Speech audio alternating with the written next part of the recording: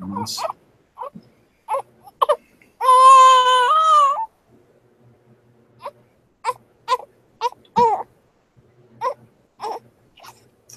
I think we're currently live, and we have 0 viewers. Awesome. That's okay, no problem. The time is almost 8 o'clock. We will see who joins us. I think this might be recorded, so I guess I should always start out with hello and welcome to the first live Patreon event. It might be slow. It might be. Oh, we have 1 viewer. Hello. Hello. Hey, Tice, here we are. Yes, hello and welcome to our first ever live Patreon event. I was waiting to be able to say that. As you can see, this is kind of new for us. I don't know what's going to happen. I hope the quality is pretty good. Hey, we got another one. Hey there, Joshua. And Mike's joined us. Yay! Hey, Mike. guys. Hey, Mike. Who else is here? Well, we got you and Blaine and myself, and we've got Tice and we've got Joshua there in the chat. I don't know if you guys are able to see the live chat. I do not. I cannot see the live chat. Yeah, hey, how do we see everybody. the live chat. So sorry guys, as we kind of stumble through our first little viewing here. I'm going to send you guys the watch page, which I will hope has. My cat. Whoa, it's gone crazy. So sorry guys, as we kind of stumble through our. You may have heard that in the background. That's the watch page. So we've got 3 people here so far. Hello, everybody. Thanks for joining us. I want to start out again by saying hello and welcome to the first ever Patreon event for the MLS Fantasy Insider podcast and our fantastic Patreon followers. As I said in the plug that you saw on Patreon, this is a time just for you. Jason could not make it with us tonight. He got caught up at work. He's had a lot of stuff recently, so it's kind of the usual excuse we get for Jason, so it shouldn't be a surprise, I think, for most people. But we've got Blaine and Mike here, and we're ready to talk about anything. As I said in, I guess, the description, I don't know if you guys can see our video, we're going to talk about anything general MLS, Fantasy Premier League, Star Wars. Mike and I love that. I'm right or there just... with you. Or yeah, there you go. Or just that fantasy MLS thing. I guess we could talk about that as well. We got a double game week this round, a huge double game week next round. I'm sitting here sporting some MLS Fantasy Insider swag. Chicken Bucket FC. Hey, how you doing? Hey, I got another New York City fan in here. There we go. There may be some delay, so if I start going off of a tangent and then start and stop and answer questions, that's my fault. This is our first dip in here. We hope to make it better as time goes on. But so now this is time for you guys. Ask us some questions or what's up? What do you want to talk about? I'm gonna eat me some pizza bats.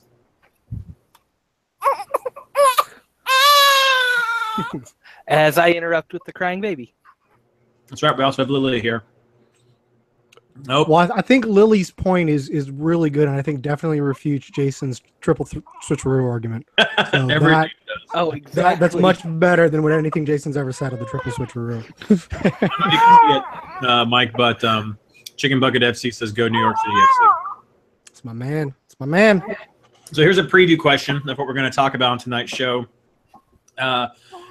Chicken Bucket wants to know, do you guys think this is around for 8 double game week players?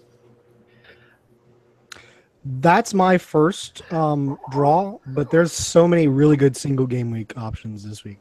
That's my view. You have a lot of clean sheet chances, and you have some really juicy offensive matches. I ended up with 8 mostly because I couldn't refuse the Montreal and Chicago combos that are there, but I could change. So I don't think you have to have 8 this week. It's going to come down mostly to what you think of Chicago and Montreal defense this week.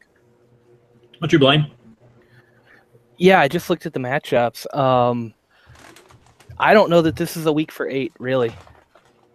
I could see loading up with 4 Chicago. I like that, but Montreal's been on a roll offensively. Chicago, I mean, one of the Chicago games is Montreal, so I don't like either defense really.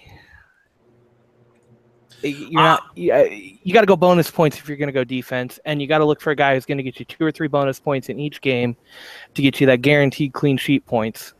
If you can get 2 and 3, that makes up for your clean sheet, and you come out ahead. That's a good point. I think if you want to stack your offense, that I guess. Well, first, my answer to the 8 question is I don't think so. I think you could roll with 6, maybe 7 at the most. I think you could get 4 out of Montreal. Zamali and Piatti are definitely 2 on my list right now that I'm eyeing. Even Simons had some good production. Maybe Duval, I don't know, but those could be 3 from Montreal right there. And they've got that double home, so I think that does boost their defensive chances automatically. With Chicago, they've struggled some on the road, so I don't know. Is that form going to follow them at Montreal? I don't know, but you could go with Nico already if you wanted to go in the back line. I think you have to go with Duty, right? No, not not Duty. Go with Mira if you're going to go in the back, and then you could grab a midfield if you want to go Schweinsteiger, if you want to go Dax, thinking they could be a bit more defensive with this double game week coming. So I think 6 would be a good number for me. Because like Mike said, there are so many tempting people. New York City, Seattle have some great looking matchups already. Even Portland at home after New York's coming off of that game with the Open Cup. So that that makes me question necessarily going all in with 8. Yeah, I mean, like, oh, go ahead, Mike. Oh, I was just gonna say, I mean, Zamali and Piatti are must-haves. I tend to put Dax and Schweinsteiger is not quite as must-haves as those, but like in the next category where you probably want to have them. I mean, they pretty consistently get 4 to 5, so you're looking at least a 8 to 10 point week for them. Yeah, there's some juicy midfield matchups, but it's kind of hard to pass them over. I mean, because we mentioned the matchups that were really good offensively. We don't know if Valeri's going to have Adi. I don't know the status about that yet. Maybe we'll know more at deadline. You have Ladera for Seattle, which I think is a good pick. And then you have like Maxi Morales for New York City. He can get 8 on occasion, but he's not a slam dunk, even with a good matchup. So that's where – so for me, I started my team with those 4 midfielders from the double game week. And then it's a question of I really think it comes down to for whether you stay with those 4 or go more – is the defense. I mean, I threw Nikolic in there just because I kind of hated to not have him with a matchup against Montreal and a home matchup, even though it's the worst home matchup possible, playing against Toronto. But for me, it was the Montreal matchup at home against RSL. I think that's a really good clean sheet shot. And with the added bonus of Chicago struggling away from the road. Plus, I mean, Montreal just got that defensive midfielder, it's Piette. They just signed off the Canadian national team. Just another name for me to not pronounce. Mike, you gotta know this one. It's a Star Wars reference. Admiral Piette. It's Piette, just the same.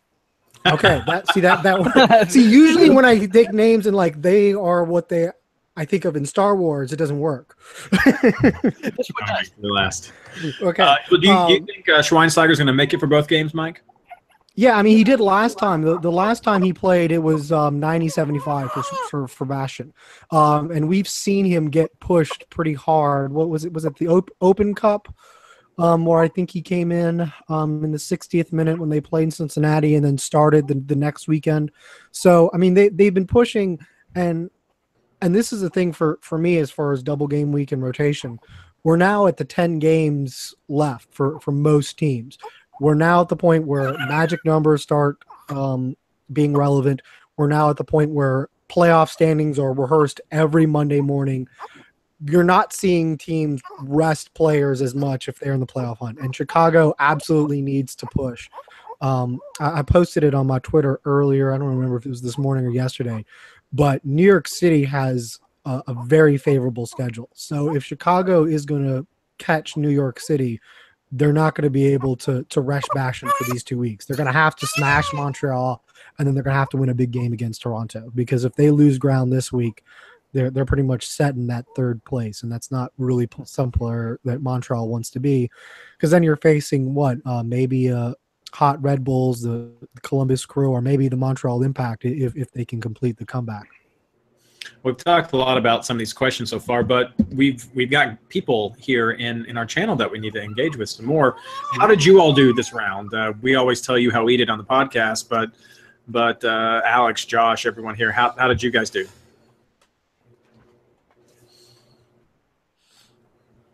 I mean, we'll talk about it. See the delay. Well, they said there's no delay out there. It takes people a while to chat and type, and I mean, I could probably look them up on the leagues and see what happens, but it's a give and take. It's a give and take, and it gives me a second to eat another pizza bite. Yeah, Alex got 66 points. Did you guys do better than that? I got 76, mostly off of David Villa in that last goal. That was the difference. I captained Lee Win, and I had Sapong, and that was just utterly disappointing. Yeah, I had 59, and this was an awful week. So I had my captain did not come through, and I'll talk about this on the show. You guys will hear coming up.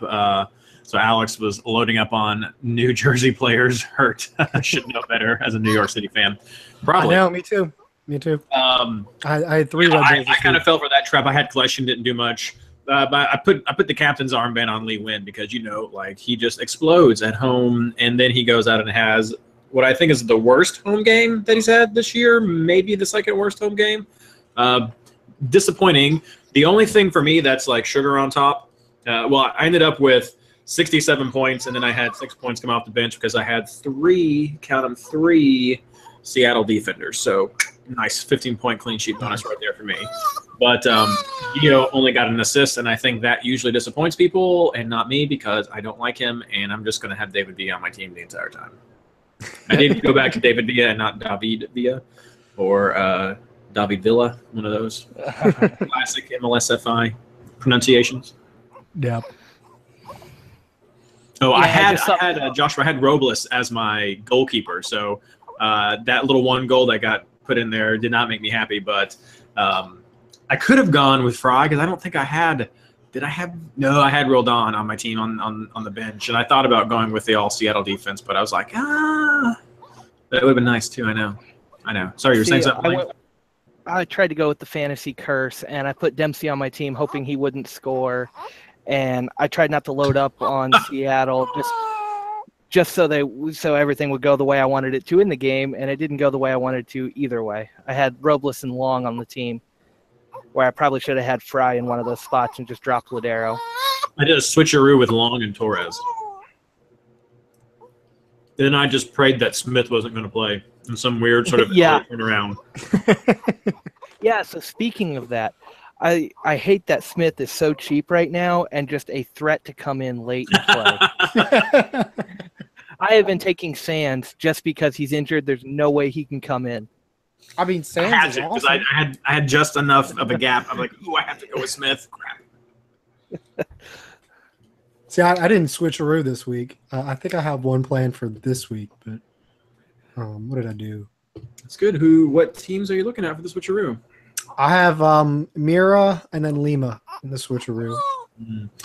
Joshua does not think we need to worry about Smith, so apparently he's got the inside info that he is the. So would you call him the ultimate? Well, Smith is on a bye this week, so he's good. Well, that's true.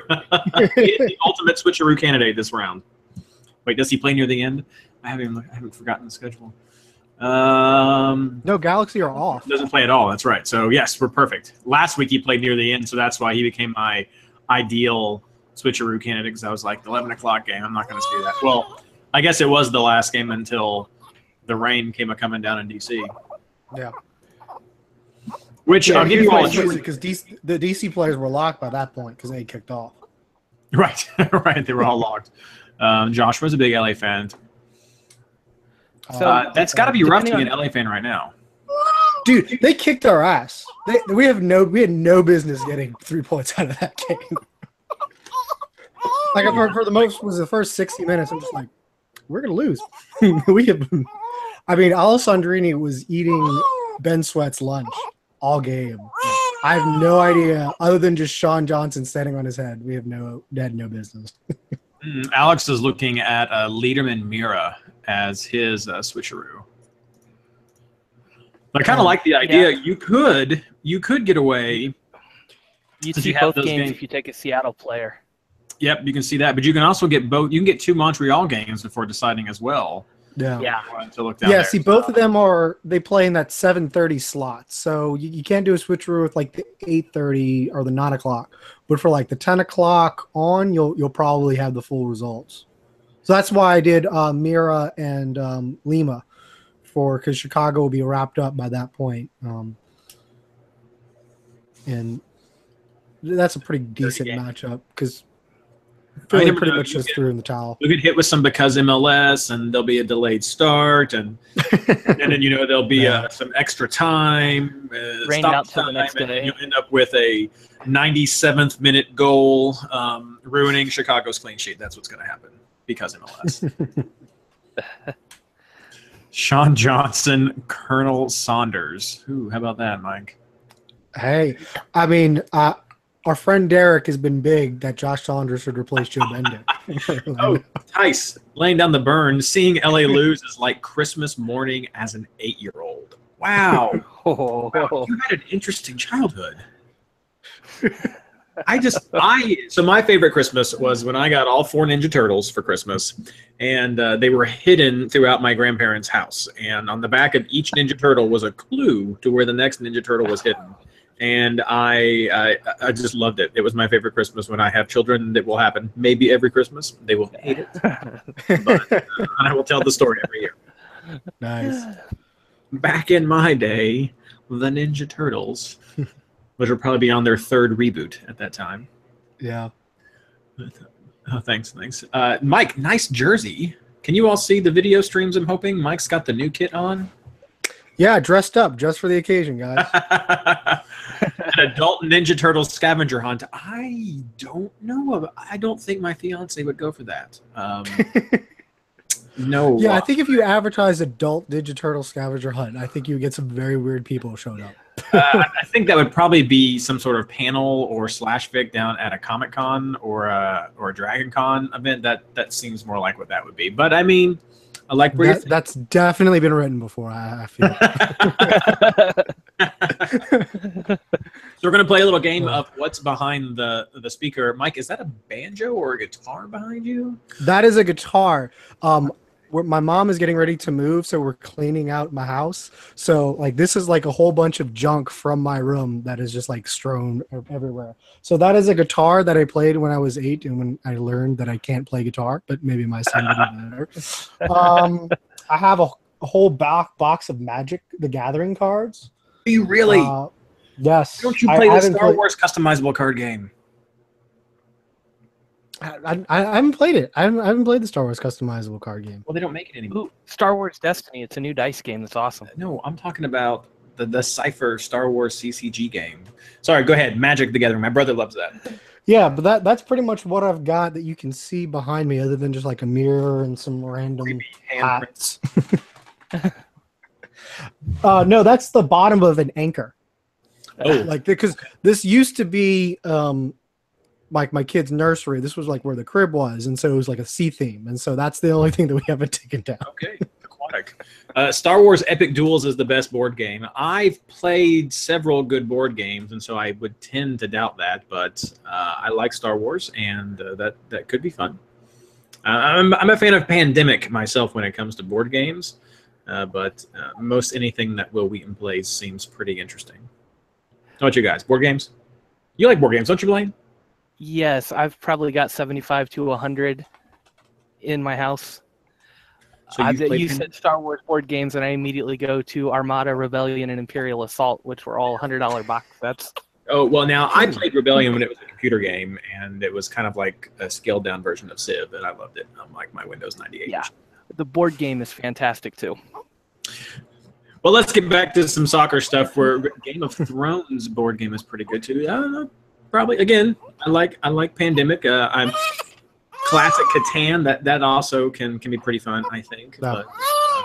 But, Mike, with the double game week teams, going back to a question we saw a little bit ago, any injury concerns that you're worried about? My dog says hello. Hello. No, I don't think so. I think the only one is Vincent from Chicago.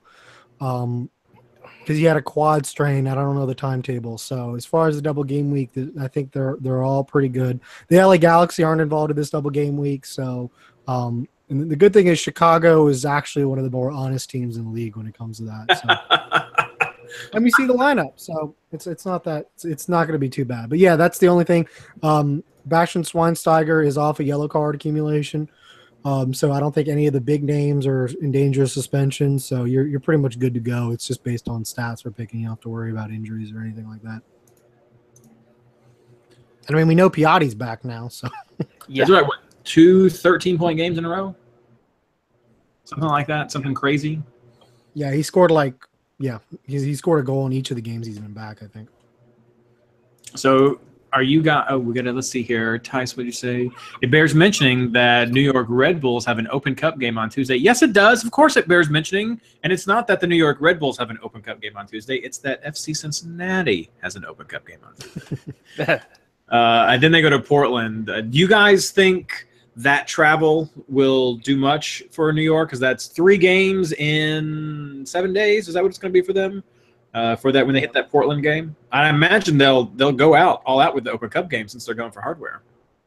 Yeah, I mean they yanked BWP early in the game against Orlando, so they're definitely putting out a strong lineup. I mean it's really a cup that's there for the taking, and I think would be the first time they won the Open Cup.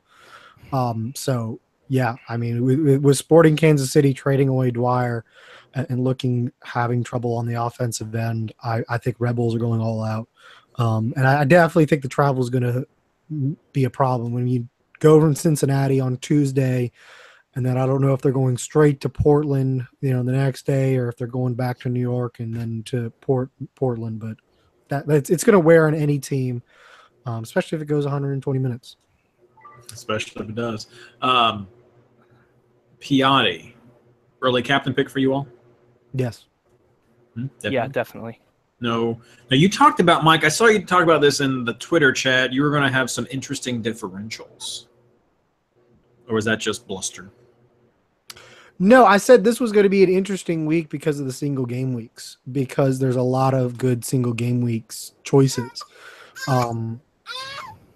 So I don't know how many crazy differentials I have. I mean, I think mine are pretty predictable. Wait a minute, I'm looking at the wrong round. No, that is the right round. I mean, the only thing crazy about my team that might surprise you is I don't have David Villa on it. Yeah. But Lane, are you going to go to that cup final? I don't think I can make it. It's a weeknight, and I'm about 3 hours south. That's and the I one used thing I used all my vacation for somebody else. That's the one thing that's going to bug me about a lot of this Open Cup is it's like, hey, this is a Wednesday game, and I'm like, cool story, bro. I work, so no. I wish I did have at least some of these Final Fours of the final game. At least if that was on a weekend, that would be great. No Villa. Thanks, Mike. Now I know he'll score a brace at the minimum. Exactly. There you go. You're welcome. Well, he's in my team. Do it for my club. So but they want to know why. Why no Villa, Mike? Mostly because I had to choose between Dempsey in Minnesota and Villa versus New England. And as much as I like David Villa and think New England is bad, Minnesota is much worse. So if David Villa comes in, it's for Nikolic. So that's where I am, because I have 5 midfielders.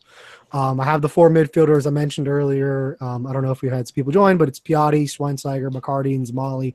And then I threw in Ladero for the 5th midfielder. So I only have 2 forwards to pick from, and I just can't pass up Dempsey and Nikolic right now. But maybe I'll be talked into it. How long has it been since you haven't had 5 midfielders? I didn't have 5 midfielders last week. No, I thought you were like the man that always plays 5. I did. I was, but I went with 3 last week. Yeah, which wasn't a bad decision. I mean, midfielders didn't have that great of a week. I mean, I just put in because I'll tell you, Mostly it's because I listened to Adam Serrano talking about the LA Galaxy on a New York City podcast. And after that, I was just like, those arrogant pieces of shit. I'm totally putting down V in my team this week. Like, literally, they were talking, like, he said, and I quote, the front six of the LA Galaxy are the best front six in the league. And I was like, what the hell are you talking about? If that is the attitude of the club, you're going to get smacked. I mean, they should have won, but it ended up working out for me. So Joshua makes a good point, Mike. You were talking about maybe getting talked out of it. He wants to know if people are all high on Nikolic just because of the double game week, and I'm going to add in and his past goal scoring history, because currently he's only scored 2 points in the last 3 games. Yes, he's had a bad run, but this bad run has been a 4 of 5 on the road for the Chicago Fire. So I'm not terribly dissuaded by the bad run of form. I mean, yeah, he's away at Montreal. My bigger concern is whether he can score at home for Toronto. But I mean, if you look at he's still getting chances. He's still getting opportunities. It's not like he's disappeared or Chicago's done some sort of lineup change or brought in somebody new where he's not getting the opportunities that he used to. He's still kind of the same player. It's just not falling in the back of the net. And so Montreal doesn't scare me enough, even though it's on the road, and especially with Toronto having Hagelin out, I think he'll be able to do something with 2 games. I think, I think it's really hard to pass up the second place person in the Golden Boot on a double game week. What about a calm as a differential? Yeah, that's where I was gonna go. Yeah. I think in regards to Nikolic, if you're gonna take him for the double game week, you really want to make sure a calm's in there for that first game. You talk about the bad run of form. Akam missed quite a bit of time over that run of form too. I don't know if the drama's sorted out or if he's still trying to leave. I don't know what's going on there, but Akam really makes that engine go, especially on the road. And I go back to the Kansas City game when they were in Kansas City. They just kind of looked dead in that first half and really into the second half. And then Akam comes in and puts the second goal in pretty quick. I mean, he brings that team to the next level, and without him, he's not there. You look at the point production, it's 153 for Nikolic and 140 for Akam on the season. And I don't know what that comes out to. Let me sort this by points per game as Lily screams at me. I don't think she likes She doesn't like points per game. She likes XG. Yeah. Somebody else pull up the XG then. All right, I will pull up the XG for Lily's sake. Yeah, and I'm just, now that she's screaming, there it is. Points per game, they're tied at 6.7 each. And I don't know who's got more minutes on that too, but I mean, they're both about the same really on points per game. I think I like Akam this week. There's part of me that says grab them both. I think one of them gets a goal in one game, one of them gets a goal in the other. And I think it could be worth grabbing them both. That's a good point. I don't know, Mike. I'm almost willing to do Villa over Nikolic. He has had that run. This is another away game. Those are always kind of tough. But Villa's got 2 assists against New England already. In New England's last 4 games, they've given up like 4 goals, 3 goals, 2 goals, 2 goals on the road, 4 away games. So did I get them mixed up? Yeah, and so they're away this time. I don't know. Maybe I've never had a captain who's gotten a hat trick. Maybe he'll get a second one. That would be nice. All right, look, I'm going to make the anti-David Akam case. So the first reason I don't have David Akam is because I'm never going to have David Akam on a fantasy team ever again. Like, I had him in the beginning, just too inconsistent for me, whatever. But if you want like a rational, not Michael's just gut instinct. And by the way, David Akam is the reason for the 44 that Jason got in that double game week. So if you're picking him on a double game week, you're taking that risk. But first of all, Akam is not 90 minutes. He's been subbed out in pretty much every game since like week 5. So, especially for a double game week, the last time they had a double game week, he only played 59 minutes the first match. Then went 78. So, I mean, now he scored a goal in that one match, but if he doesn't score a goal, that's a 1 point total for you. which is a little bit of a risky, especially in double game weeks. I hate having players who aren't going 90. But the other part is David Accam is way, way, way outperforming expected goals. He's got 12 goals and expected goals of 6.91. So that's more than twice his expected goals, which means he's gotten really, really lucky. So I'm not as high on him, whereas Nikolic has 16 goals with expected goals of 14.06. So there's your XG stats, Lily. I hope that makes you feel better. She quieted down for him. Exactly. See, Lily just didn't like David Accam. Yeah. So I have to bring an explanation. Yes, I mentioned before and I got called out just then. I am eating pizza bites. This is not some sort of plug. They have not sponsored the MLS Fantasy podcast. If you are from Pizza Bites and would like to sponsor us, exactly. If you're listening to this video and like to sponsor the MLS Fantasy podcast, and you do sell delicious pizza bites, we would be happy to let that happen. My fiance sent me a meme that was posted on the Totino's Pizza Roll Facebook page a while back, and it was just this girl thinking, oh, I wonder if he's thinking these bad things about me, and this guy's thinking, oh, I wish I had some pizza bites right now. And she was like, that seems like us. And I was like, that's hilarious. And I started going through the rest of the Totino's Pizza Roll Facebook page, and whoever is doing their little social media account is on point because they're hilarious. And ever since then, I've been thinking, I want some pizza rolls. And I made that happen. So they're also great at marketing, apparently, because I went out and bought me some pizza rolls from the Save-A-Lot, and there we go. That's what I got. To the Totino's social media manager. That's right. Props to her. She's doing pretty good. Pretty good indeed. Yeah, no, I think I'm going to have Villa the rest of the year, Mike. I talked about that mid-season. I started doing some crazy things like adding Javinko to my team, and I think I'm willing to roll with him. I may roll with a 3-forward combination. I don't know if I wanted to try to do Dempsey, Nikolic, and Villa to try to split that there. But I may just go with Villa and Dempsey, and I may just go with maybe 5 double game week players. Scary. Yeah, Reed, I'm kind of on that boat too. The more I look at it, I can't really say cut Dempsey against Minnesota and cut Villa against New England. I mean, that's asking for too much to take away from the team.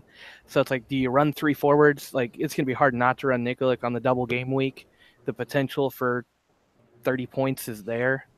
I mean, if he gets a brace in both games, which he is more than capable of doing, and I don't trust Montreal's defense at home, it's really hard not to. So I think this is a week that you can definitely switch back into 3 forwards, because I think you've got 2 really good single game week candidates, and then getting a double game week player is almost a must just to meet that quota.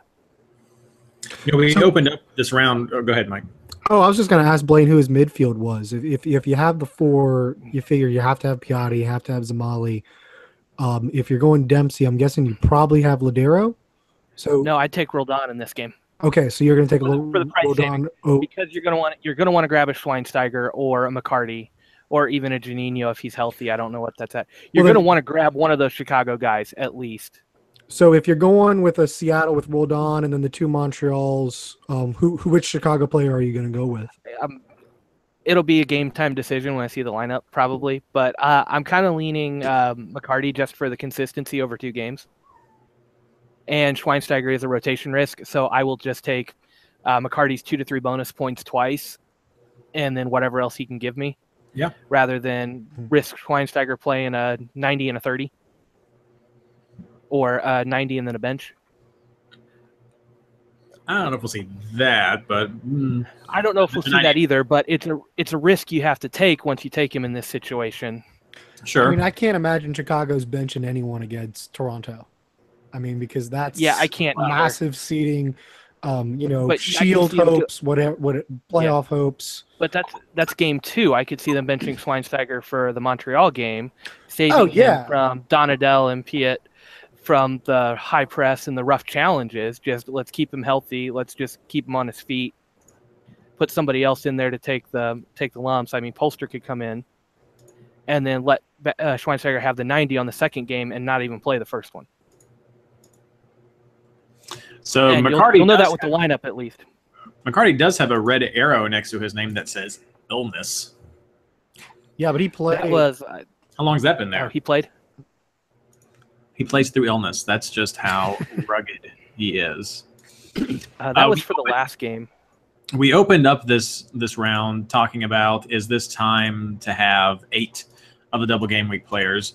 But we've mentioned Seattle several times. Is this a round, guys, to have 4 Seattle players as well? If I don't go with Montreal defense, that's where I'm going. Yeah, I mean, Minnesota. I mean, I guess the question is, you have the wild card with Minnesota suddenly getting Ethan Finley. I tend to rate Finley pretty highly. I think he's been misused the past few seasons at Columbus. I don't know how well he fits in with what Minnesota's doing, but I definitely think he makes them a little bit more dangerous. We haven't talked about all the new transfers and what the effect is. But, I mean, so it's not like a slam dunk clean sheet for Seattle. You know, it's a less chance of what they had this past week, where they had a tired Sporting KC that's really struggles in offense more than Minnesota. But yeah, I think you could load up with Seattle justifiably. But I mean, the thing is with defense, and we've been talking more of the front field, there are a lot of good clean sheet chances. Sporting Kansas City at home against Dallas. They've been having trouble scoring. Colorado at home against DC United. I mean, Patrick Mullins is back. Woo! But that's probably not nearly enough to save them. You know, San Jose Earthquakes against Philadelphia Union, and, you know, in any defense that knows, hey, stop CJ Sapong and you win, guess what? You win. And you pretty much shut Philadelphia out. So, and, you know, then Seattle and Minnesota. So, and then I guess you could even say New York City against New England Revolution, although I don't know that I never classify New York City as a good clean sheet chance because I'm paranoid as a New York City fan. But yeah, I mean, there's a lot of good clean sheet chances out there. So, yeah, so you have a lot of options. You could load up on one. You could kind of spread the wealth, trying to dip your toes in a bunch. Just kind of depends on where you are. Hello, friends. Hey, look who made it to our Patreon event. Say hello to Jason, everyone. Jason, these are the people you love. That's exactly why I came on, because it would have been very bad of me to not show my love and devotion for everyone who has helped us out with their money to help keep us going. So I love you forever and ever. Kisses, XOXO. Says the man in black. Yeah, I will even, my wife put this thing because the government looks at us. Hello, friends. Well, I can tell why the government would want to look at you all. You're just in time for our next question. Alex just sent in there. He's just pointing out that Josh says hi. He says that 7 teams have a Wednesday game next week. Any rotation fears for the weekend if a team is playing an easier game like Seattle? Alex, do you mean any fears for this week, maybe some rotation in preparation for the double game week or during the double game week? Alex also says hi, Jason. Hi, Alex. There were exclamation points involved as well. Exclamation point. Can we see the questions? So I can see the questions. If you're able to look at you should be able to also load up the stream on YouTube, since this is a separate window, and you can see the questions there. Alex is talking about this week. Do we think that people will rotate this week in preparation for that double game week upcoming? I mean, the teams that might, I don't know. I think the teams that are looking at playoffs now, like I was thinking San Jose may rest against an Eastern Conference Philly, but they're at home, so that's an easy chance to make up some points, but then they're going to RSL that for the midweek game. I mean, that's a good chance to make up some ground on a Western Conference team. Like there is some incentive for San Jose to rotate, but then they've been rotating midfielders for a while anyway and giving some guys some rest. I know Tommy Thompson's getting a few starts and then coming in off the bench. And then Godoy is still injured. I don't know if they can afford to. I mean, there's teams like that maybe playing an out-of-conference weekend game that are going into a conference matchup that they really want to make up some ground on. Now, he's specifically asking about Seattle. So, like, they're playing Minnesota this week. That's an easy game, so we assume. Do you think they'll have Dempsey out there for 60 minutes and then be like, we're done, we got it, we got a double game coming up, peace out? I mean, if they jump on Minnesota early, maybe. But I mean, it is interesting for Seattle because they have 2 Cascadia matchups next week, which is kind of weird. But I guess it's Heineken rivalry week, so I mean, like I said earlier, I think we're at the point where teams are stopping the rotation as much because of the pressure kind of really building with 10 games left with most of the teams. I'm not as worried about it this week. Now, if it gets to be a blowout, you might see some early pulls.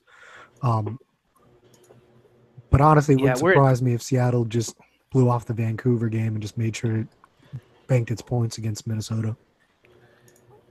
Yeah, I think Mike's hit it on the head there. This is a point where if they go up 3-4 goals, they'll probably pull Dempsey. They might pull Ladero. If Alonso starts, he will get pulled just to save him from injury and just putting too many legs on it as he's coming back. But yeah, you're not going to see teams letting off the gas, especially now that Seattle's in first. I don't think there's any way they let off the gas here and give Minnesota a glimmer of hope. They want to keep putting the points on and keep that lead in the Western Conference. But teams will start subbing out guys if they get the big lead or if they go down big. I mean, if Minnesota somehow jumps all over them and goes up 3-0, I could see Seattle pulling some guys same way. Don't risk the injury. The game's already over. Just get through it to the next one because there's more important games coming up later. Yeah, definitely. Ooh, get a bunch of stuff. Hello, French. Yes, hello, sir. What kind of team value do you all have? Because I've been playing around right here to see what kind of ridiculous thing I could squeeze together with Nico Dempsey and Villa all up front. But what's team value plays a huge part even now. I still disagree with you some, Mike, but what value are you guys at? I'm 111.6. Whoa, samesies. Oh, snap. I'm actually really excited for my team, though. Oh, sorry. Finish. Go ahead, Mike. My bad. Oh, sorry, I had to do some math, which is always hard for me. I'm at 112.3. Nice. It's very nice. I mean, if I had the point, I would trade my team value for your points, Jason. Oh, snap. I'm doing okay, though. It just sucks because I'm jumping between the 150s and, the 80s. And it's been difficult to really stay stable this season. I'm not going with my gut enough, and when I do go with my gut, I change something at the last minute. So this last match, the only thing I changed was to no switcheroo, and it actually worked out for me. Didn't get as many points as I thought I would have, but it's okay. And Blaine, give Baby Lily a kiss on the head for me. She's beautiful. Oh, nice, Alex. 113.7. I'm at 112.9 myself. Also, in our second edition of What's Behind the Co-Host, is that some sort of strange cow skull painting behind you, Jason? Oh yeah, this is my wife's office. As you can see, she does Amazon FBA, so she's actually just getting stuff, but those are a bunch of packages and stuff that she does. It's better than being on top of my son's pack and play with a piece of plywood. And hey, you gotta do what you gotta do. Nice. So, Jason, oh, no, wait. I had something else we were talking about. We were talking about the new transfers, and you talked about Finley. That was great. Blaine, Nimeth, sorry. Are you mad? Do you need a shoulder to cry on? No, I mean, I would love to have had him back, but it was pointed out to me online. I can't remember whether it was Twitter or something else. He has not played in a competitive game since March 2nd. Really? That was his last club game. Yes. Yeah. So you have got this type of layout with a $350,000 allocation price tag just for the spot. Is that worth it considering he may not see the field? Like, I don't know. Does he break through ahead of Kamara and Bunbury in New England? I know we haven't been too high on Bunbury, but he's been doing better these last couple weeks. I love the guy. I think he's a great player, and he opens up defenses, but he just doesn't light up the score sheet. So can he break in? Can he offer something that they don't already have considering how long he's been out. And I'm not crying much because deep down, I'm not sure if Jerso's going to stay on the pitch as a starter really? with the way. Yeah, gut feeling here. I watched the first game when he was suspended. Blessing, Rubio, and Shallowy across that front line just had so much chemistry. They were moving so well off the ball together, finding spaces, just knew where each other were. We haven't seen that since Jerso's been back with them. It's not quite the same as it was that first game, and that may have been first game without Dwyer High. Everybody was out there to prove something. So knowing that, and then we still got Jerso to fit in and everything else, Nemeth not playing in that long, I don't know that he would have found a spot in Kansas City. Hey, definitely Blaine, not at that price tag. How about we trade you Yura for Opara? We had Euro once, and we're not sad to see him gone. Oh, sad face. But no, I do like how just a little side note, I do like how New England now could run 3 former Sporting Kansas City forwards in their lineup together. Oops. So Just I am loading realized that. Thought that was a little odd. I want to give you all a little. Oh, I got an email. I'm going to give you all a little treat for something I have been working on. I've plugged the last few weeks about how we've been working on a scarf project for Patreon donors. Initially, it's going to be for some of the winners of the leagues and some of the top donors, but we'll also make it available. I have some artwork that I will share exclusively on this podcast for the first time. Get a shot on an article. Oh, nice. So here, I don't know if this will even work at all, is the design for the scarf that I'm thinking about getting. What do you four think about that? You know I like it. Mm-hmm. I like originally when we had it, the logo is black around the edge. And when they put it, they had a on the black section of scarf, and I was like, you can't really. Can we get a white stroke around that? So they just sent me back that proof, and I think it looks great. That's what I'm really considering getting right now. So you guys get to see that. Oh no, Josh, your video froze up trying to get back on. His overall rank is 177, 4th place in the Chicago Fire supporters round. Oh, league, nice. Wait, Alex finished 2nd last year in his first year trying to win. That's where they get you. I just wasn't trying before. No. Spending too much time with this podcast to really be trying to win a fantasy league. Oh yes, nice. Let's see here. Yeah, I had 2 rounds of pretty poor luck. I was about to crack the top 100 again. And then not this round, but the 2 rounds before this, I just hit I guess I played the game of how many wrong picks could I get in a round, and I was doing really well. And so I fell down, but I'm almost back into the top 200 myself this round. So that's pretty good. I'd like to be at least in the top 100 by the end of the year, but it gets pretty competitive around this time of the season. Absolutely, and especially with so many people in the top 100. I mean, this circle of fantasy individuals, I think, is a pretty tight knit, and I think that within the top 150, 200, I mean, it's a lot of people that we know, and I mean, we all have similar teams, but I mean, we're all bouncing ideas on and off each other, so it's hard to really gain ground when all of our teams are that similar, On Twitter with this one, I just kind of went with the crowd this week because I didn't know where to go. Too many weird matchups and everything. I was just like, you know what? These are going to be the highly owned players.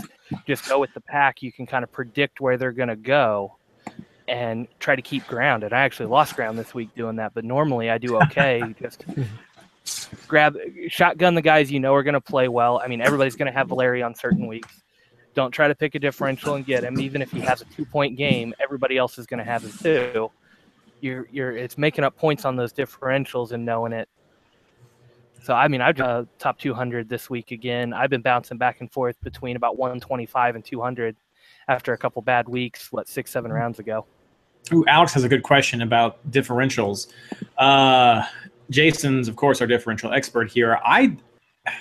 Maybe now trying to get from 15 to 1. Would you guys start going differentials now?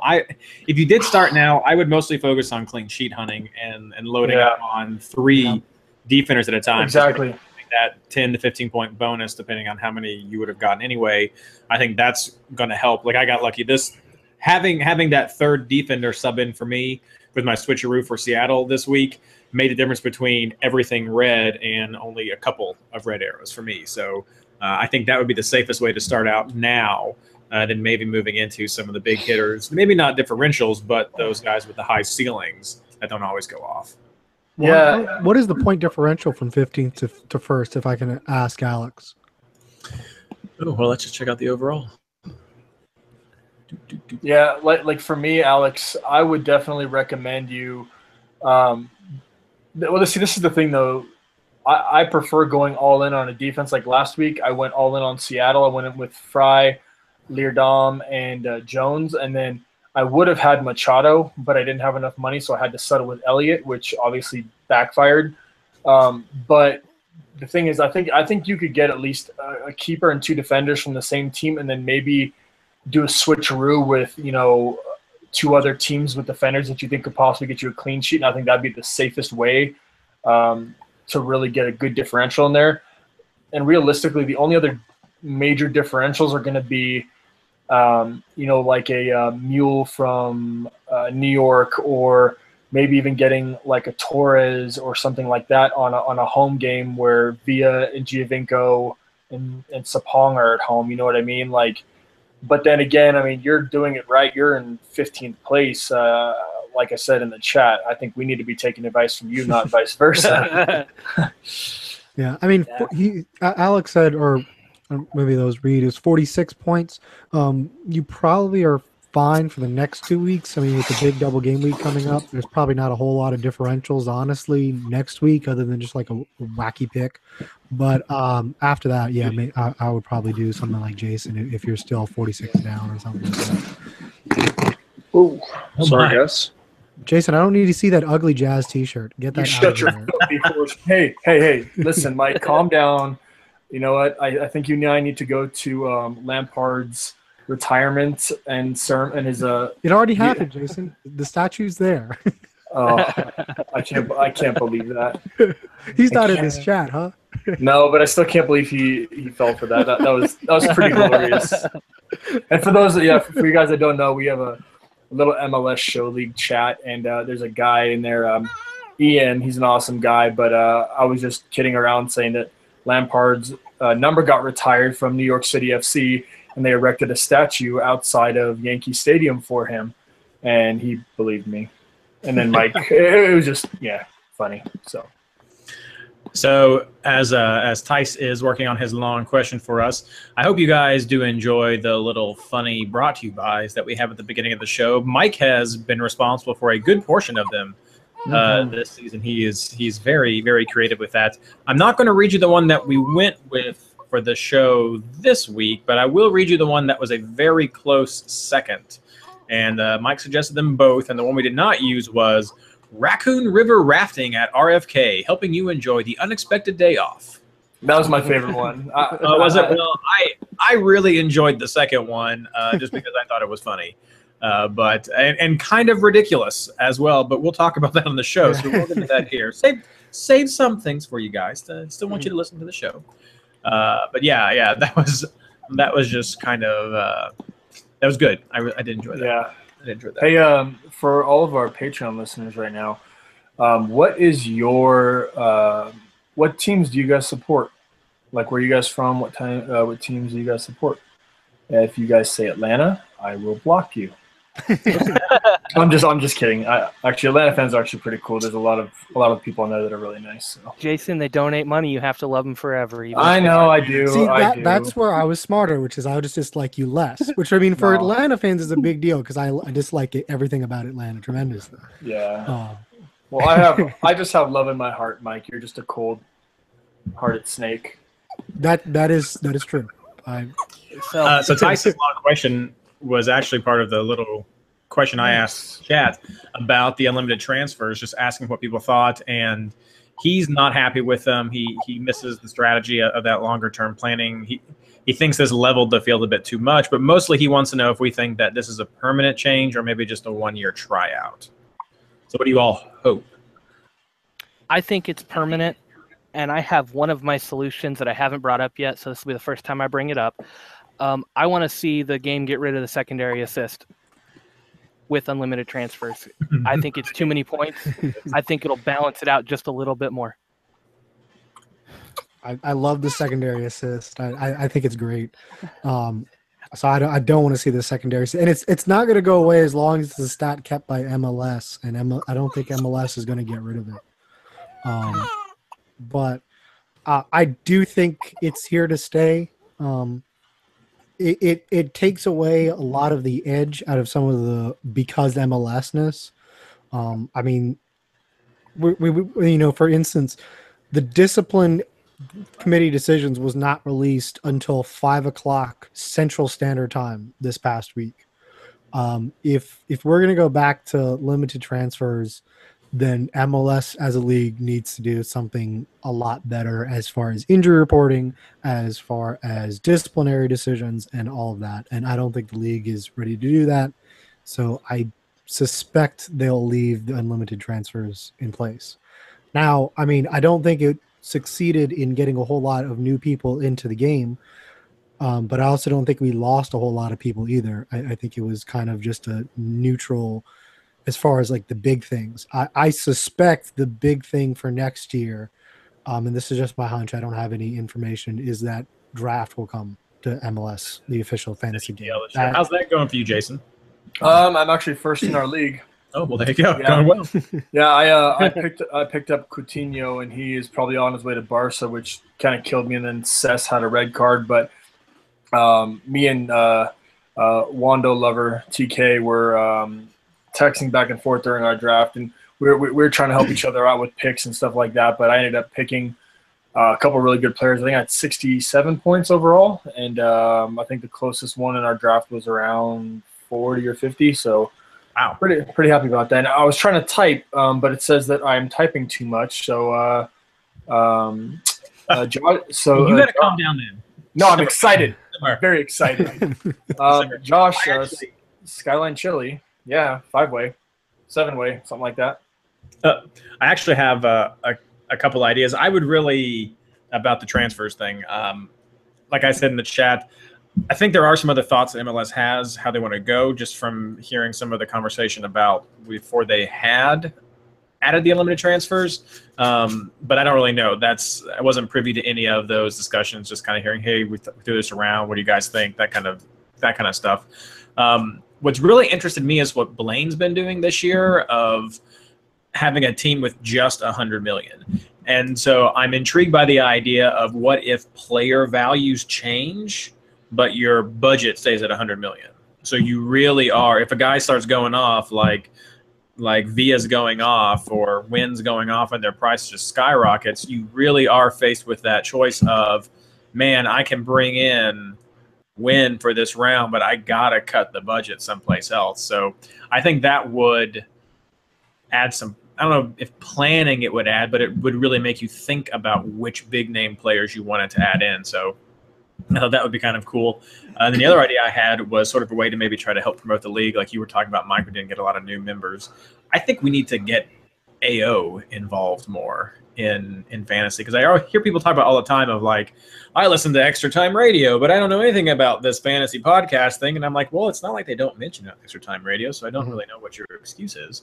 But if we got the AO people into it, I think that would help spread the word, but have it be like, each AO have a special head-to-head league just for AO, and I'd like that. That'd be cool. And like the top 10 biggest leagues, or however you want to do it, but an AO chapter would have their representative in the AO league, and so you'd have someone to pull for in your city, in your state, in your region, that kind of thing. So I thought that would be kind of a cool idea, just to maybe help spread the word and get interest around. And I guess draft would be okay. They went away from it this year, but I really like the idea last year where their top round score got a prize. I think if you're going to really grow the fan base, you got to offer them something every week. I would love to see the top 5 top 4 or 4 through 1 or 5 through 2, get $20 gift card to the MLS store. Just give them a free $20-25 to the store, and then give number one a scarf, something more, maybe $50 a week. Just give out some prizes every week for the top 5 scores. Could they be outside the U.S.? Yeah. just because I love my boy. So. Yeah. That is interesting, Alex. That's an interesting idea. Well, and Alex, I don't know if when we had the mid-season roundtable episode, one of the things we talked about, which is similar to which you said with the price rise, but we talked about having like a multiplier or a bonus for road players. Yeah. Which I think would be a really interesting idea.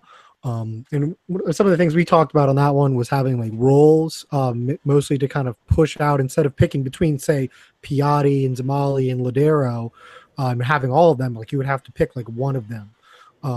Having one kind of central midfielder that you would have to pick for instead of loading up on 5 different, from the same team, which might make the game a little bit more difficult. One thing I would like if we did something like what Reed said, where you had like just a fixed budget and you would have to kind of reallocate your funds, is that you'd have to reset your team every round. So if you didn't make your transfers, like you got a 0. And I know that's harsh, but if you have unlimited transfers, like there's no excuse. And I think it just skews so much of the stats. Like, I mean, like the round ranks. I mean, I think it was like the stat one in the thousands for this one, but I'm like moved up. So I mean, there's clearly way too many dead teams by this point, and I would just kind of like to see them go. Yeah. Ouch. Harsh. Yeah, I'm round rank 180-83, and I moved up into the I'm now 271 overall, so moved up 25 spots. So yeah, so there were a lot of dead teams that. Yeah, it's still getting so. I mean, like I said before, though, I mean, I would say in the top probably 200 to 300, it's getting really competitive. And especially trying to just crack the top 100. I mean, I remember my very first year, I was, 97th. And after auto subs came in, I dropped to like 102. And then I finished the year after that like 107. And I think I finished last year 133. So I have not been able to crack the top 100 and stay there to end the season. I mean, it's difficult. It sucks. It's hard. Well, guys, that is the 9 o'clock hour now, Eastern Standard Time. So that is the end of our All Access. Now we're going to cut you off, and we're going to focus on the podcast this time. Thank you so much, guys, for joining us this time for this All Access. We're going to do this again next round, next week, Monday the 21st at 8 o'clock again. I'll have another one of these rooms posted. I'll post the little link in the Patreon page before, just like this time.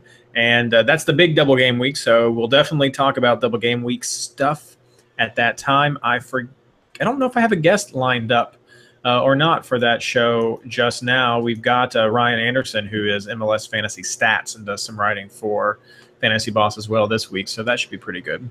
But thank you guys so much for coming out. Glad that you were enjoying the show enough to want to donate some stuff to us, and happy that everybody could join us tonight. I love you. Thanks for coming, everybody. Thank you all so much. We really appreciate it, and I dislike all of you much less than I would have. You guys are awesome, though. Thank you guys, seriously, though. You guys make this fun and worth our while, so thank you. Yes, salute. All right, well, we'll do that, and guys, I'll send you the link for the new chat room in a second. All right, thanks, guys. See you guys. Good luck. See ya.